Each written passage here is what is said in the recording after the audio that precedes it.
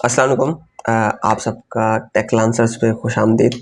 ठीक है, आप अगर अब तक बने हुए हैं तो इसका मतलब आप कुछ करना चाहते हैं, तो बने रहिएगा ताकि आप यहाँ से कोई एक अच्छा स्किल सीख के जाएं। अच्छा, पिछली वीडियोस में मैंने आपको एक्सप्लेन किया था कि एक अच्छा फ्रीलांसर कैसे बनना है। फिर उसके बाद मैंने आपको ये बताया कि वेबसाइट डेवलपमेंट का एक रोड मैप क्या होता है। फिर मैंने आपको बताया कि वर्डप्रेस को कैसे स्टार्ट किया जाए। ठीक है, और फिर वर्डप्रेस को स्टार्ट करने के लिए आपके पास मैंडेटरी चीज़ें क्या हैं। सबसे पहली चीज़ आपके पास क्या होनी चाहिए, जैम्प। जैम्प जो कि एक लोकल सर्वर है, जिसकी डिटेल्स मैंने पिछली वीडियो में एक्सप्लेन की हैं। आप पिछली दे सकते हो, और उसको डाउनलोड और इंस्टॉल कैसे करना है वो भी मैंने पिछली वीडियो में एक्सप्लेन किया। आप इस चीज़ को अच्छे से देख सकते हैं। अब इस वीडियो में हम ये देखने वाले हैं कि वर्डप्रेस को कैसे डाउनलोड किया जाए और वर्डप्रेस को कैसे इंस्टॉल किया जाए अपने लैपटॉप या अपने कंप्यूटर में। ठीक है, तो हम स्टार्ट करते हैं। अच्छा, तो नया ब्राउज़र खोलेंगे। सबसे पहले लिखेंगे simple download WordPress. Simple simple, और कोई रॉकेट साइंस नहीं है, बिल्कुल सिंपल तरीके से लिखेंगे डाउनलोड वर्डप्रेस और एंटर कर देंगे। तो ये जो वर्डप्रेस की ऑफिशियल वेबसाइट है wordpress.org, ये लिखा हुआ है, इसकी वर्डप्रेस की ऑफिशियल वेबसाइट है।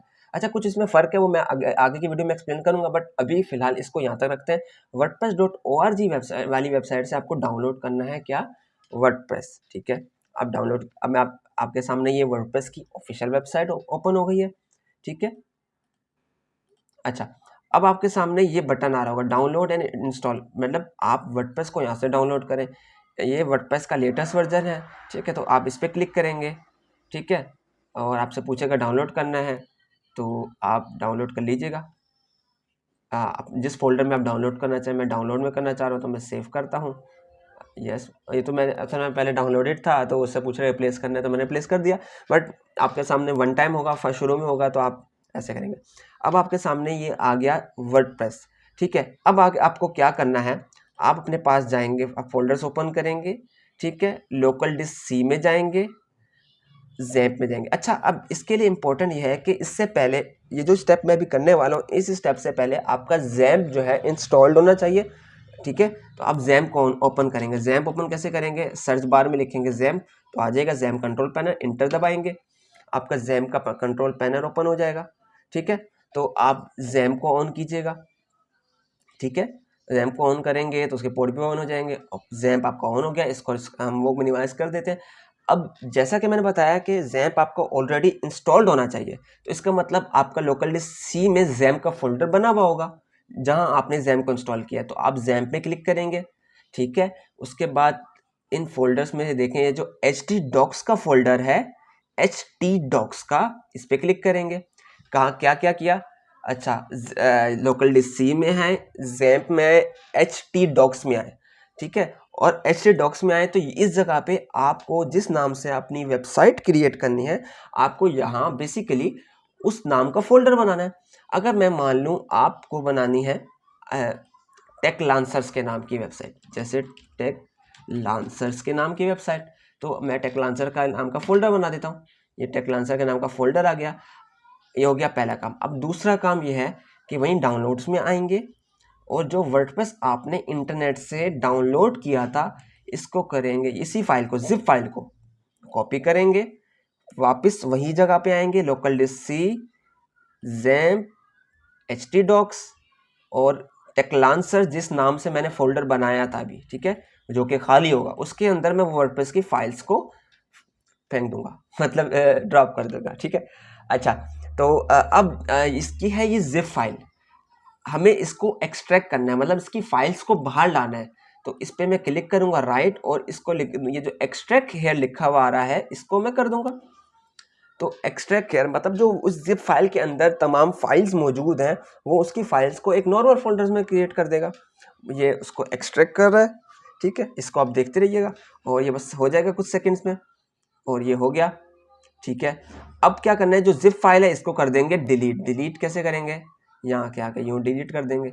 अब ये वर्डप्रेस का जो फोल्डर बना हुआ है, इसके अंदर जाएंगे, और इसके अंदर की जो सारी फाइल्स हैं कंट्रोल ए करेंगे, मतलब सबको सेलेक्ट करेंगे, और इसको कट कर लें, और एक स्टेप पीछे आए, मतलब ये जो ज़ैम्प में, एचडॉक्स में, टेक्लांसर्स में जिस नाम से आपने फ़ोल्डर बनाया था, उसके अंदर जो वर्डप्रेस का फ़ोल्डर है, वर्डप्रेस के फ़ोल्डर के अंदर से फाइल्स उठा के वर्डप्रेस के फ़ोल्डर से बाहर लानी है। मतलब इस जगह पे मैंने इधर आके पेस्ट कर दिया। तो इसके क्या किया मैंने, वर्डप्रेस के फ़ोल्डर के अंदर की जो फाइल्स थी उसको वर्डप्रेस के फ़ोल्डर से बाहर ले आया और ये वर्डप्रेस वाले फ़ोल्डर को डिलीट कर दूंगा। डिलीट हो गया। अभी क्या स्टेप हुए, ज़ैम्प में गए, एचडॉक्स में गए, टेक्लांसर्स में गए और आपके वर्डप्रेस की फाइल्स आ गई।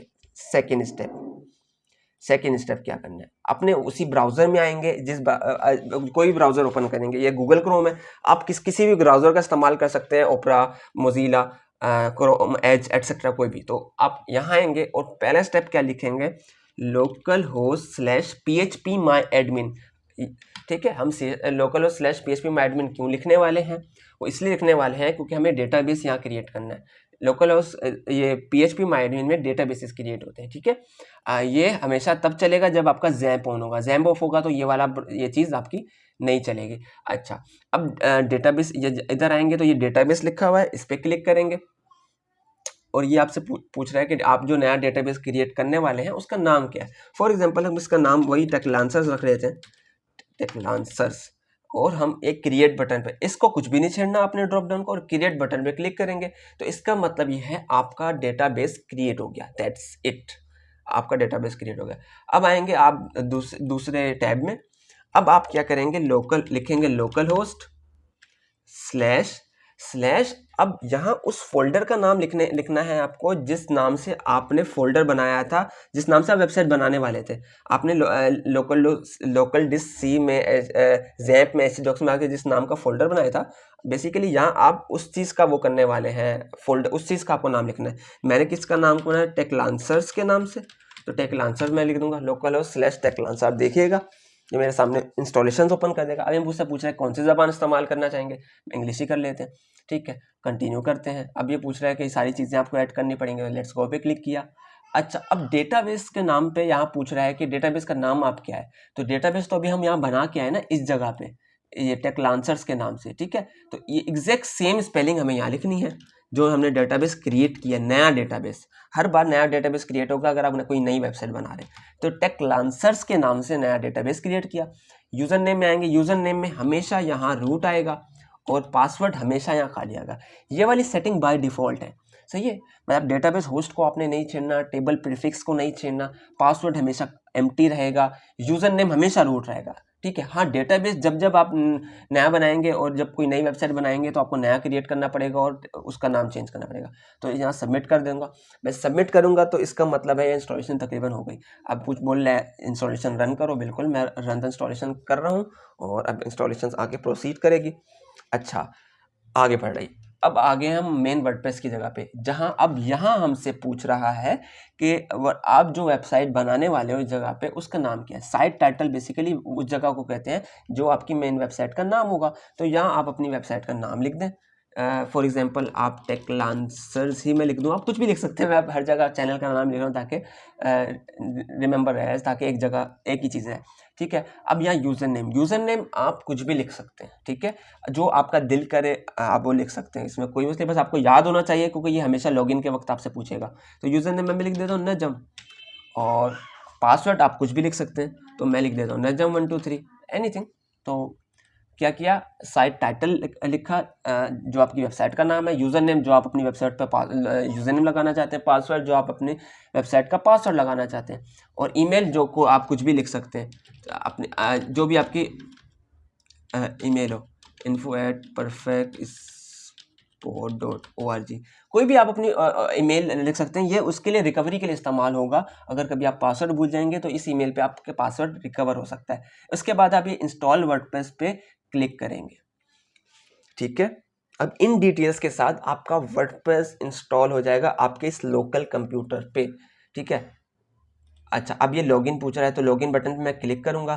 तो अब ये वो जगह है, आपका वर्डप्रेस इंस्टॉल हो गया और आपसे लॉगिन पूछ रहा है कि आप लॉगिन करो। मैंने इसका पासवर्ड क्या रखा, यूज़र नेम क्या रखा था, मैंने यूज़र रखा था नजम, और पासवर्ड मैंने रखा था नजम 123। आप कुछ भी रख सकते हो, आपकी मर्जी। तो मैं इसको लॉगिन करता हूँ। तो अब ये देखें, ये आपके सामने वर्डप्रेस का डैशबोर्ड ओपन हो गया है। ठीक है, आपका वर्डप्रेस मुकम्मल तौर पे डाउनलोड हो गया है। अब आपको जो भी वर्डप्रेस से रिलेटेड काम करना है वो आप यहाँ करेंगे। ठीक है, थैंक यू।